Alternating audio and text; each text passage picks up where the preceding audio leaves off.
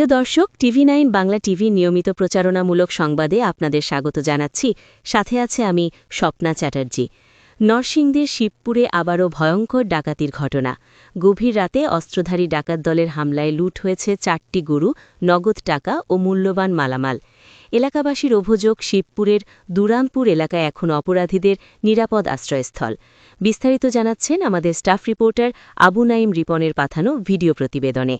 নরসিংদীর শিবপুর উপজেলার দুলালপুর মোড় সংলগ্ন কামাল পাঠানের বাড়িতে গভীর রাতে সংঘটিত হয়েছে ভয়াবহ ডাকাতির ঘটনা।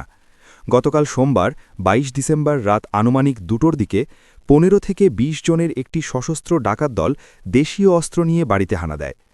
ডাকাতরা প্রথমে বাড়ির মালিক কামাল পাঠানকে জিম্মি করে হাত পা বেঁধে ফেলে। এরপর একে একে গোয়ালঘর থেকে 4টি গরু বের করে নিয়ে যায়, যার আনুমানিক বাজার মূল্য প্রায় ১০ লাখ টাকা। শুধু গরুই নয়, ডাকাতরা ঘরের ভেতর ঢুকে ফ্রিজে রাখা মাংস, ২৫ কেজি কাটারি চাল, 2টি জ্যাকেট, একটি স্যান্ডেলসহ নগদ ১৪,৫০০ টাকা লুট করে নেয়। ঘটনার পর পুরো এলাকায় আতঙ্ক ছড়িয়ে পড়ে। রাতে কেউ বের হওয়ার সাহস পাননি। আমি এখন শিবপুর উপজেলার দুলালপুর এলাকায় অবস্থান করছি। এই যে পেছনে যে বাড়িটি দেখতে পাচ্ছেন, এখানেই গতরাতে ভয়াবহ ডাকাতির শিকার হন কামাল পাঠান ও তার পরিবার। স্থানীয়দের অভিযোগ, এটি বিচ্ছিন্ন কোনো ঘটনা নয়। সম্প্রতি এই এলাকাতেই একের পর এক ডাকাতির ঘটনা ঘটছে। স্থানীয়দের দাবি, দুলালপুর ইউনিয়নের কাদিরচর এলাকা এখন কার্যত অপরাধীদের অভয়ারণ্যে পরিণত হয়েছে।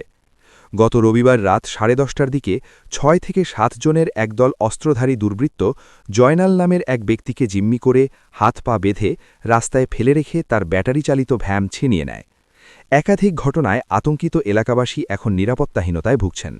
রাত হলেই আমরা ভয়ে থাকি, ঘরে ঘুমানো যায় না। পুলিশি টহল না থাকলে আমরা নিরাপদ নই। ঘটনার পরপরই আমরা ঘটনাস্থল পরিদর্শন করেছি। লিখিত অভিযোগ গ্রহণ করা হয়েছে। দোষীদের চিহ্নিত করে গ্রেপ্তারের জন্য অভিযান অব্যাহত রয়েছে। এলাকায় নজরদারি জোরদার করা হবে। পুলিশ বলছে, অপরাধ দমনে নিয়মিত টহল বাড়ানো হবে। তবে এলাকাবাসীর দাবি, শুধু আশ্বাস নয়, দ্রুত কার্যকর ব্যবস্থা গ্রহণ করতে হবে।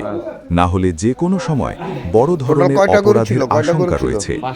অপরাধীদের দৌরাত্মে আতঙ্কিত শিবপুরবাসী এখন তাকিয়ে আছে আইনশৃঙ্খলা বাহিনীর কার্যকর পদক্ষেপের দিকে।